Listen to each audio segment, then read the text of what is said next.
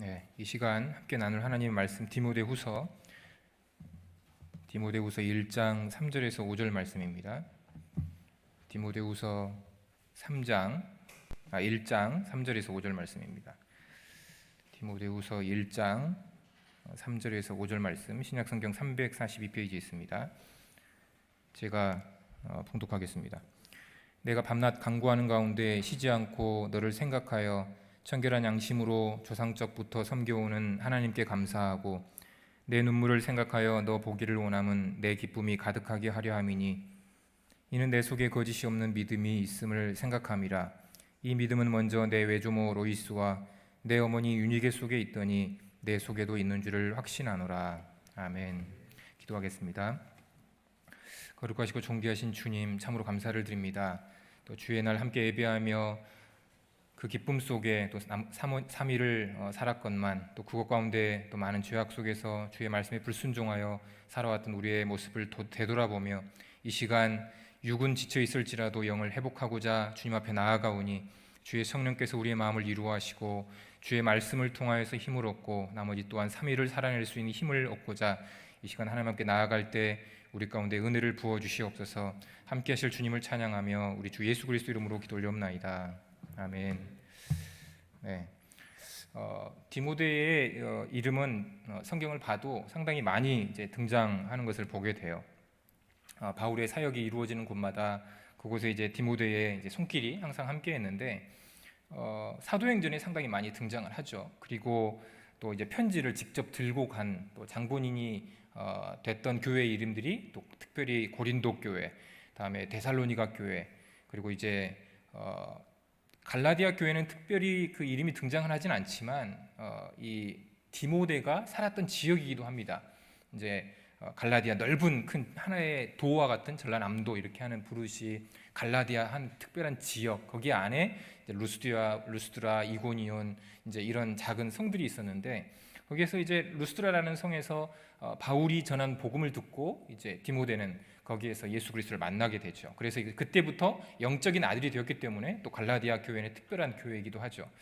다음에 에베소 교회도 마찬가지죠. 에베소 교회에 직접 담임을 했고 바울이 3년 동안 약 AD 52년에서 55년까지 이제 3년 동안 복음을 전함으로 교회가 이제 든든하게 서갔지만 그로부터 한 5년에서 7년 후에 이제 에베소서만 봐도 상당히 교회가 영적으로 혼란한 상태구나라는 것을 알 수 있었고 에베소서가 기록된 이후에 2-3년 후에 이제 디모데전서가 기록되고 그로부터 2년 후에 이 디모데후서가 기록이 되는데 점차 교회가 어려워지고 있는 것을 보게 됩니다. 그래서 이제 어려워지는 이 시기 가운데 이 디모데를 이 에베소 교회에 보내게 되고 그래서 디모데는 상당히 영적으로 바울의 어떤 그 신학적 지식과 또 영적인 능력, 경건함의 어떤 깊이 이런 것들이 상당히 남다른 인물이었지만 그래서 바울이 전한 복음을 그대로 증거해 줄 만큼 충분한 능력을 가지고 있는 그런 훌륭한 목회자였지만 에베소 교회에서 여러 어려운 순간순간들을 부딪히고 만나게 되면서 상당히 영적으로 다운되어져 갔었고 육적으로도 또 질병이 찾아올 수밖에 없었던 그런 상황 가운데 있었죠. 또 히브리서 마지막에 보면 또 그 디모데가 감옥에 갇혔다가 풀려났다는 표현이 있거든요. 그러니까 히브리서에서도 이제 디모데가 나올 정도로 상당히 신실한 목회자, 또 이 충성스러운 목회자였다는 것을 알게 됩니다. 그러나 이제 그런 인물일지라도 우리 신앙의 여정을 바라만 봐도 그렇습니다. 아무리 그 뜨거운 첫사랑을 가지고 신앙생활 오래 해올지라도 우리 가운데도 신앙의 여정 속에 여러 가지 고난이 찾아오고 어려움이 찾아오면 우리의 믿음도 이렇게 약해질 수가 있어요. 작아질 수 있어요. 방황할 수가 있어요. 이게 우리의 실제적인 모습입니다. 그렇기에 주께서는 목회서신 이 디모데 전후서를 통해서 비록 한 명의 목회자에게 전하는 바울의 마음을 담아 전하는 이 서신서였지만 이것은 주 예수 그리스도께서 교회를 향한 교회에 주시는 또 말씀이기도 합니다. 그래서 우리는 이 말씀을 새기고 혹 우리의 믿음이 연약해져 있다면 이 믿음을 다시 회복하고자 이 말씀 앞에 서 있어야 된다라는 것이죠.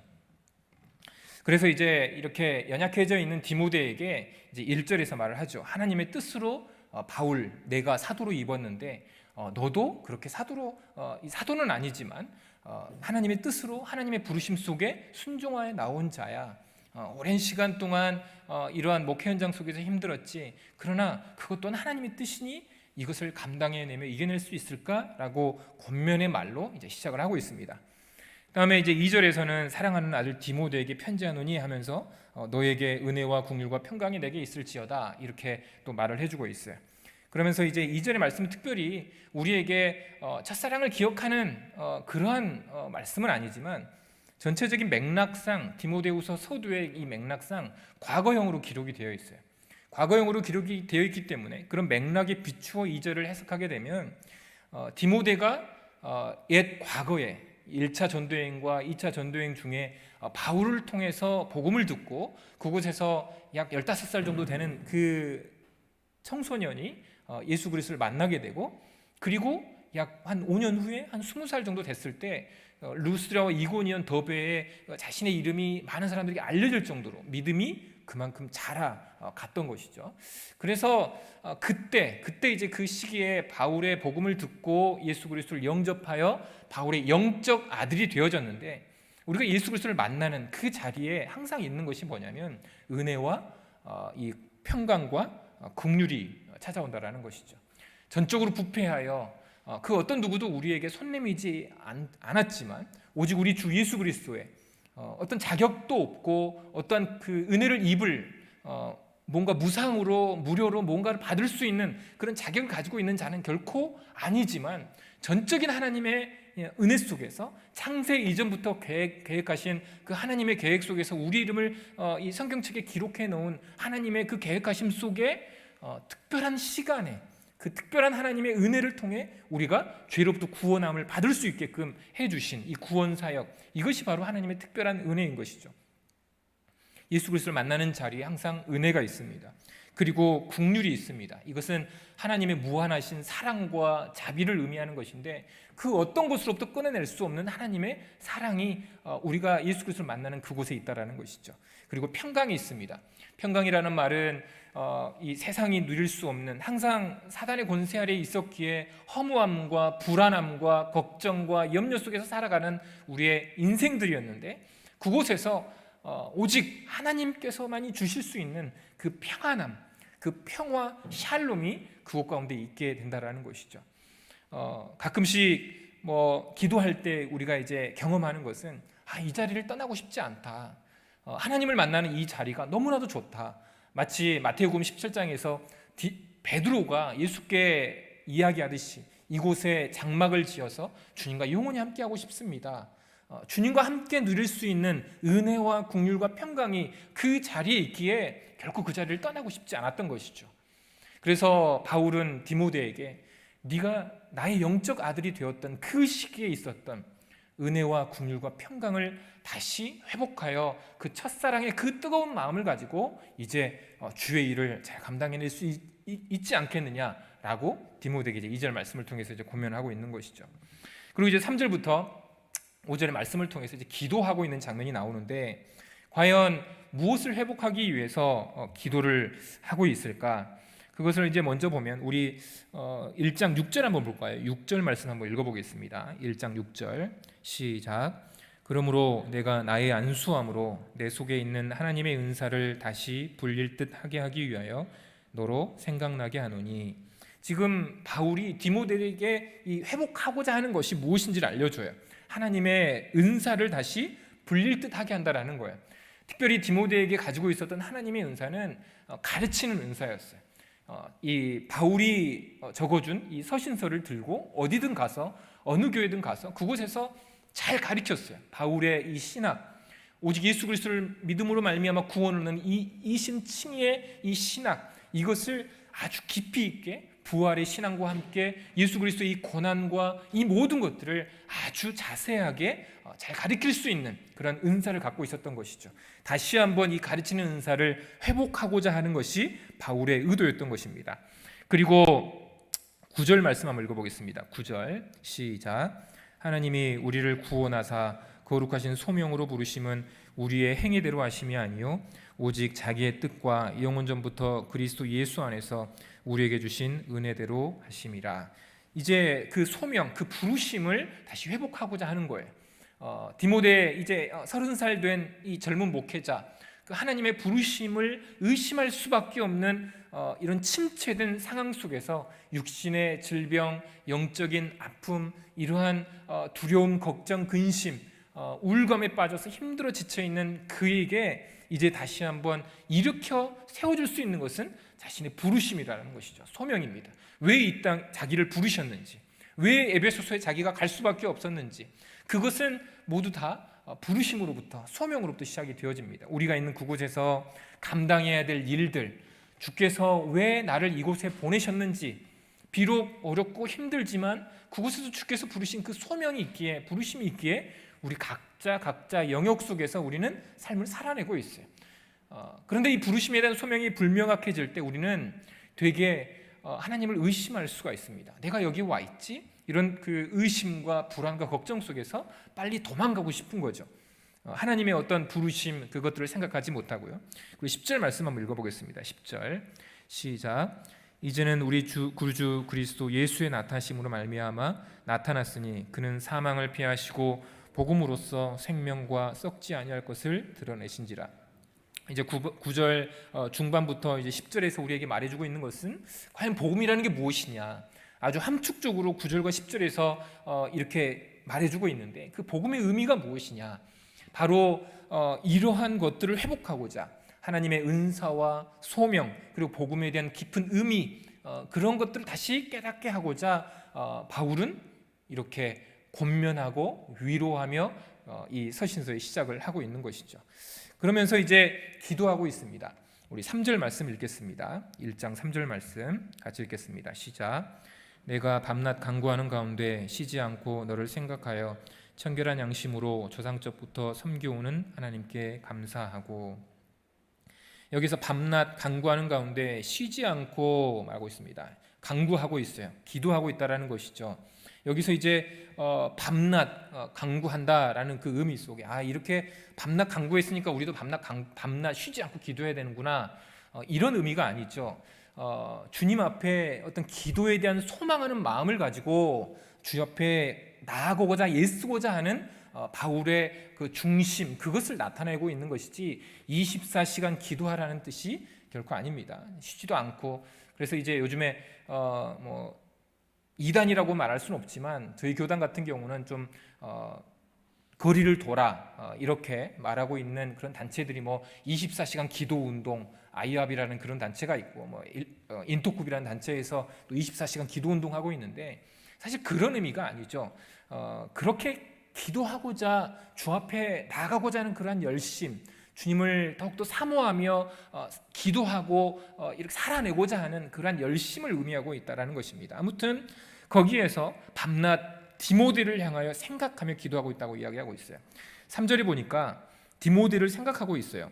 너를 생각하여. 그리고 그러면 구체적으로 이제 4절과 5절에서 또 생각하는데, 4절에서는 무엇을 생각하느냐? 내 눈물을 생각하여 하고 있고, 5절에서는 내 속에 거짓이 없는 믿음이 있음을 생각하고 있어요. 물론 여기서 3절과 4절과 5절에서 나오는 그 생각하다라는 단어는 헬라어 그 언어의 의미가 좀 많이 다릅니다. 3절에서 말하고 있는 이 생각하다가 우리가 생각하고 이야기하고 있는 그 remember, 이렇게 생각하다, 갑자기 생각이 이렇게 떠오르다, 이런 일반적인 의미의 생각이고요.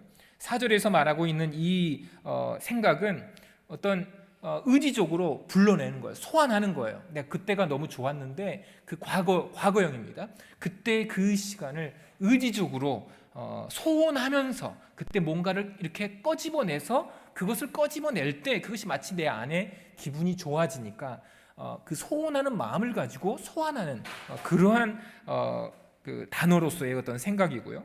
5절에서 말하고 있는 이 생각이라는 것은 리마인드하는 거예요. 계속 생각하는, 이렇게 떠올리는 거죠. 어떤 사실에 대한 어떤 확고한 기억, 그때 어떤 그 마치 충격을 받은 듯한 어떤 것일 수도 있고, 너무 머릿속에 정확하게 뚜렷하게 남아있는 어떤 그 분명한 기억, 그것들을 품고 회상하는 것, 이것이 이제 이렇게 차이점이 있습니다. 3절과 4절과 5절에서요. 근데 아무튼 3절에서는 일반적으로 디모데라는 그 인물을 생각하면서 기도하고 있어요. 자, 우리가 생각해봐야 될 게 뭐냐면, 교회가 누군가를 놓고 기도할 수 있다라는 것은 참 위로가 된다라는 것입니다. 지금 바울의 상황은 감옥입니다. 이제 막 죽음을 얼마 앞두지 않은 상황이에요. 네로 황제에 의해서 66년 혹은 68년에 이제 순교를 당할 거예요. 순교를 당하고 있기 직전에 마지막으로 적은 이 편지가 디모데 후서인데, 순교를 앞두고 있는 이 상황 속에서 사랑하는 영적 아들을 놓고 기도하고 있는 그 과정 속에 있었기에 바울은 힘을 내어 그 믿음을 지키고, 그리고 담대하게 수많은 지체들에게 권면하고 위로하고 있다는 것이에요. 교회가 살아낼 수 있게끔 하는 유일한 원동력은 하나님의 말씀밖에 없습니다. 하나님의 말씀, 우리에게 은혜를 주시고 하나님의 말씀을 통해서 다시 회복되어지고, 그런데 이러한 회복되어지는 그 유일한 은혜의 말씀을 통해서 우리가 이것을 세상 속으로 흘려보내지 않으면 이 은혜는 썩게 되어 있어요. 정체하게 되어 있어요. 뭔가 생명이 우리끼리만 누리게 되는, 그래서 그곳에 생명이 있는 것 같지만 죽어 있는 듯한 그런 상황이 교회 가운데 찾아올 수가 있는데, 우리가 세상을 향해서 그들을 놓고 기도하고 있을 때 교회는 생명력을 갖게 된다는 것입니다. 우리가 품고 있는 사람이 누구입니까? 우리가 품고 함께 기도하고 있는 지체들이 있어요. 근데 구체적으로 생각을 해야 됩니다. 이제는 4절과 5절에서 이제 구체적으로 생각을 해요. 우리가 생각하고 있는 구체적인 인물들이 될 수 있고, 나라가 될 수 있고, 어떤 지도자도 될 수 있어요. 그러나 그 대상은 우리가 복음을 전해야 할 대상이라는 것입니다. 교회가 교회되고 생명력을 가지고 꿈틀거리는 무언가가 있을 수 있게끔 하는 그러한 교회가 될 수 있게끔 하기 위해서는 우리 스스로가 영혼들을 놓고 기도할 수 있어야 된다는 것이죠. 바울은 대상들을 놓고, 특별히 디모데를 놓고 기도하면서 위로를 얻었어요. 힘을 얻었어요. 그리고 그 영혼들을 놓고 기도하는 과정 속에서 더욱더 강력하게 사람들을 세워나가고 있는 것을 보게 됩니다. 우리가 전해야 할 복음의 대상들, 우리는 더욱더 구체화하고 그들을 놓고 기도해야 된다는 것이죠. 가끔 저 또한 마찬가지이고, 이제 개혁주의 신학, 저희가 이제 공부한 신학이 개혁주의 신학인데, 개혁주의 신학을 공부한 사람들이 많은 분들 중에서 목사님들이나 또 성도님들이 왜 그렇게 구체적으로 기도할 필요가 있겠어? 하나님이 아시잖아. 하나님의 주권 속에서 하나님이 아시잖아. 구체적으로 기도하지 않아도 하나님은 다 아시는 거야. 그렇게 말하는 분들도 있어요. 그래서 기도하지 않는 분들도 계세요. 그러나 성경에서 우리에게 말해주고 있는 것은 기도할 것을 이야기하고 있고, 기도를 통해서 우리의 영은 소생되어지고 하나님의 말씀이 우리 속에서 생동감 있게 살아남으로 이제 세상 가운데 복음을 전할 수 있는 힘이 거기에서 실천의 영역 속에서 나타나게 된다는 것을 끝없이 이야기해주고 있어요.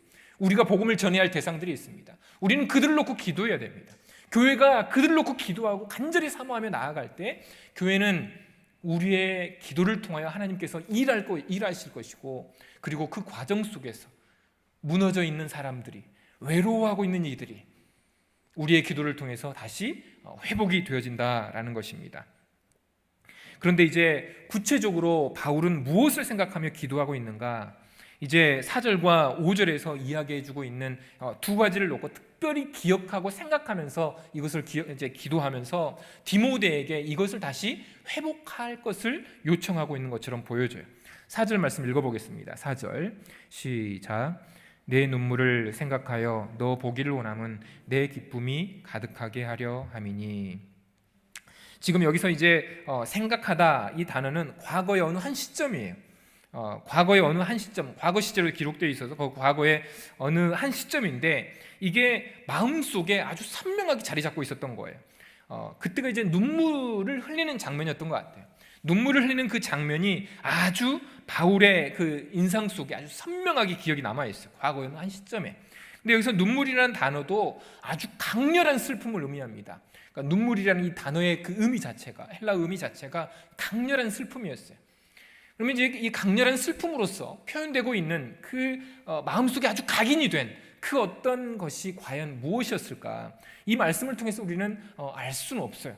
그러나 바울이 지금 고백하고 있는 것으로 보아서 하나님께 감사하다, 3절 마지막에 하나님께 감사하다라고 표현할 정도라고 한다면 그것은 아주 어느 한순간 어떤 영적인 눈물일 수도 있고, 그리고 어느 하나의 극적인 사랑의 표현일 수도 있겠다라는 생각을 하게 됩니다. 우리 신자들이 항상 지니고 있어야 할 모습으로 마태복음 5장에 이제 팔복이 등장합니다. 심령이 가난한 자, 그리고 두 번째로 애통하는 자가 나와요. 마태복음 5장 4절에서 애통하는 자는 복이 있나니 그들이 위로를 받을 것이며 라고 이야기를 하고 있어요. 애통이라는 것은 우리 죄에 대한 슬픔, 그로 인한 반응으로 눈물을 흘리며 하나님 앞에 반응하는 그 모든 것, 그것이 바로 애통하는 것입니다. 우리의 아마도 디모데는 이것일 수도 있어요. 자신의 죄악으로 인해서 하나님 앞에 이렇게 강렬하게 아주 극적으로 반응하여 기도하며 하나님 앞에 나아갔던 것 같아요. 그것을 바울이 보았을 수도 있어요. 애통하는 눈물을 가지고 그렇게 하나님 앞에 나와 기도했던 것이죠. 자신의 죄로 인하여서. 그리고 이제 요한복음 11장에 보면 죄와는 다른, 이제 요한복음 11장에 나사로가 죽었을 때, 예수님의 친구 나사로가 죽었을 때 예수님이 친히 눈물을 흘리는 장면이 나와요. 사랑하는 지체가 죽었어요. 사랑하는 지체가 죽어서 주께서 의도적으로 이제 늦게 가게 됩니다만 그를 다시 살리시기 위해서 부활의 어떤 그 역사를 보여주시기 위해서, 표징으로 보여주기 위해서 일부러 늦게 간 거였지만 이 사랑하는 디모데가 이 나사로가 죽었을 때 눈물을 흘리는 장면이 나오게 됩니다. 이제 사랑하는 자를 향한 그 뜨거운 사랑을 표현하고 있는 것이죠. 그리고 특별히 사도행전 20장을 보면 37절에, 사도행전 20장 37절에 다 크게 울며 바울의 목을 안고 입을 맞추고라는 표현이 나와요. 사도행전 20장은 유명한 성경이죠. 이제 사도행전 20장 24절에 보면 이 복음을 위하여서 내 목숨까지도 걸게노라는 바울의 유명한 말씀이 나오는데 그 장면이 에베소서에서 복음을 전했던 그때를 회상하며 밀레도라는 곳으로 이 장로들을 초대를 해요. 나와라. 내가 이제 에베소서에 갈 수는 없으니 밀레도에서 와서 함께 만나고 너희들과 함께 마지막으로 만나고 나서 내가 예루살렘으로 갈 테니까 와라 라고 요청을 하죠. 그때 이제 에베소 장로들이 찾아와가지고 에베소 장로들에게 이제 마지막으로 설교를 하게 되는데, 설교를 다 마치고 나서 에베소 장로들을 함께 껴안으며 안아주면서 펑펑 우는 장면이 나오는 것입니다. 그것이 사도행전 20장 37절, 다 크게 울며 바울의 목을 안고 입을 맞추고 이렇게 표현이 되고 있어요. 바울이 그 20장의 장면에 보면 그 19절과 31절에 보면 이제 눈물로 내가 너희들을 위해서 수고하고 복음을 전했노라 이런 표현이 있습니다. 복음을 위하여서 하나된 형제요 자매된 그들이 뜨거운 사랑 속에서 눈물을 흘리고 있는 장면이라는 것이죠. 그래서 이제 눈물의 의미, 그것을 우리가 생각해 본다면 죄로 인한 통회함, 자신의 죄에 대한 통회함일 수도 있고, 사랑하는 바울을 향한 한 지체요, 한 형제요, 또 주님 앞에 이렇게 한 교회된 그 지체로서 이제 바울이 감옥에 갇혔다라는 갇히게 될 것이라는 소식을 듣고 마지막으로 함께 껴안아 안으면서 흘리는 뜨거운 사랑의 표현이 아닐까 이렇게 생각해 볼 수가 있어요. 아무튼 디모데는 이런 눈물을 가지고 있는 사람입니다. 마음이 말라 있는 사람이 아니었어요. 뜨거운 사랑을 가지고 있는 사람이었습니다. 누군가를 향해서 마음이 말라 있어서 비판하고 그들을 정죄하는 사람이 아니었어요.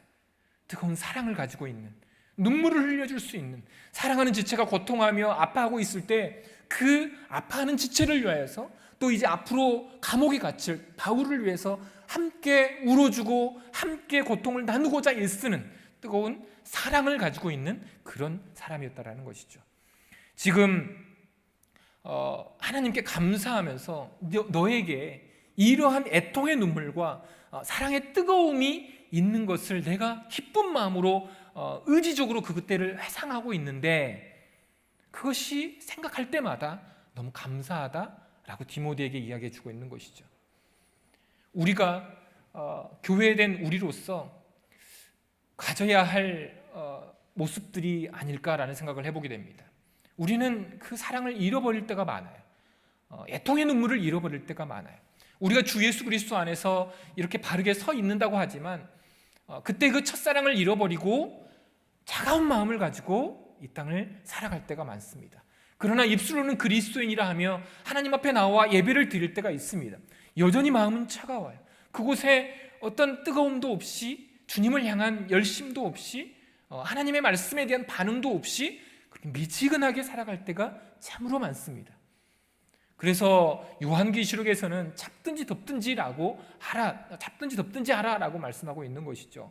교회된 우리가 이 땅을 살아감에 있어 그 뜨거운 사랑을 가지고 주님을 향하여서, 형제 자매를 향하여서, 그리고 나의 죄에 대한 애통의 눈물을 가지고 이 땅을 살아낼 수 있어야 된다는 것이죠. 어쩌면 디모데가 이것을 잃어버릴 수도 있어요.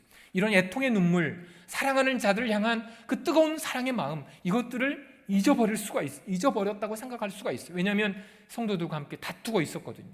마음이 힘들어서 고통스러워하고 있었거든요. 두려움이 찾아왔었어요. 사랑이 있는 곳에는 두려움까지 다 내쫓는다고 이야기했지 않습니까? 그런데 두려움이 찾아왔다는 것은 그 첫사랑을 잃어버렸다는 뜻이죠.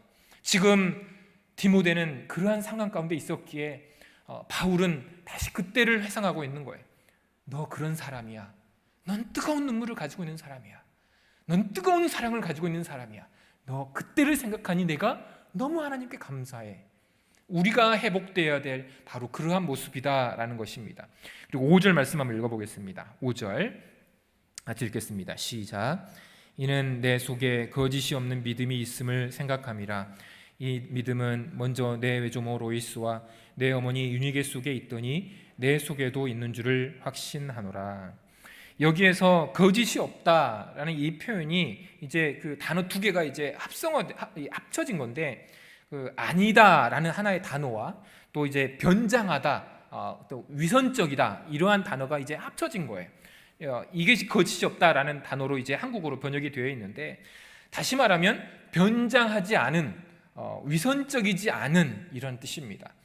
그러니까 지금 디모데의 믿음은 누군가에게 자신을 위선적으로 꾸미면서 마치 믿음이 있는 사람인 양, 그리고 뭔가 능력이 있는 사람인 양, 어느 정도 수준에 있는 사람인 양, 자신을 꾸미지 않는 순결한 믿음을 가지고 있는 그러한 자라는 것을 지금 생각하고 있다는 것입니다.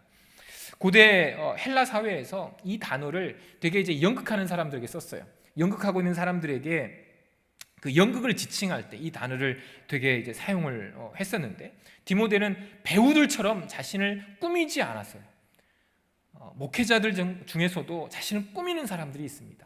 위선적인, 가식적인, 겉과 속이 다른 그러한 모습을 가지고 있는 목회자들이 한국 교회 안에 있습니다. 그것은 목회자들뿐만 아니라 성도들도 마찬가지. 교회에서는 열심히 해요. 그러나 세상에서는 다른 모습으로 살아가요. 겉과 속이 다르다라는 것입니다. 꾸며내고 있는 이러한 믿음, 자신을 마치 교회에서는 어느 정도 능력이 있고 그리고 인정함을 받는 그러한 신앙의 수준에 올라와 있는 그런 사람들로 교회 안에서 인정을 받지만, 세상에서는 그렇게 인정을 받지 못하는, 손가락질을 당하는 그러한 신자들이 한국 교회 안에 참으로 많다라는 것이죠. 하나님 앞에 거짓이 없는 그 믿음은 자신의 현 상태를 잘 깨달아요. 나의 부족함, 자신의 연약함, 어떤 그런 부분들에 대해서 솔직하게 인정하고 하나님 앞에 엎드립니다. 사람들 앞에 자신의 연약함을 말하는 것을 부끄러워하지 않아요. 그 부끄러움이 예수 그리스도를 온전하게 섬기고 있지 못한 것이 부끄러운 것이지, 자신의 연약하고 믿음 없는 그것이 부끄러운 것이 결코 아니다라는 것을 인식하고 있어요. 그러므로 자신을 꾸미지 않아요. 자신의 솔직한 모습을 드러내죠. 바로 이러한 모습이 디모데 가운데 있었다라는 것을 이야기해 주고 있다는 것입니다. 그런데 이러한 거짓 없는 믿음은 누구로부터 나왔는가? 바로 5절 후반절에 보면 내 외조모 로이스와 내 어머니 유니게 속에 있다라고 표현을 하고 있어요. 어렸을 때부터 그 디모데의 출신 배경을 잠깐 설명을 드리면, 디모데는 혼혈이었습니다. 순수 유대인이 아니었어요. 어머니가 유대인이었어요. 어머니가 유대인이었고 아버지는 그리스계 사람이었던 것 같아요. 아버지는 불신자였어요.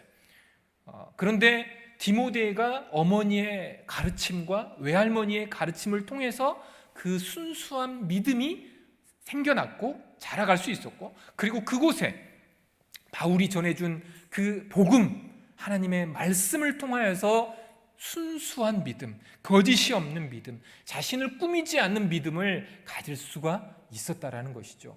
어렸을 때부터 그는 하나님의 말씀을 들었습니다. 어렸을 때부터 그 하나님의 말씀을 통하여서 지혜로운 자가 될 수 있었어요. 우리 디모데후서 한번 봐볼까요? 디모데후서 3장 15절 보겠습니다.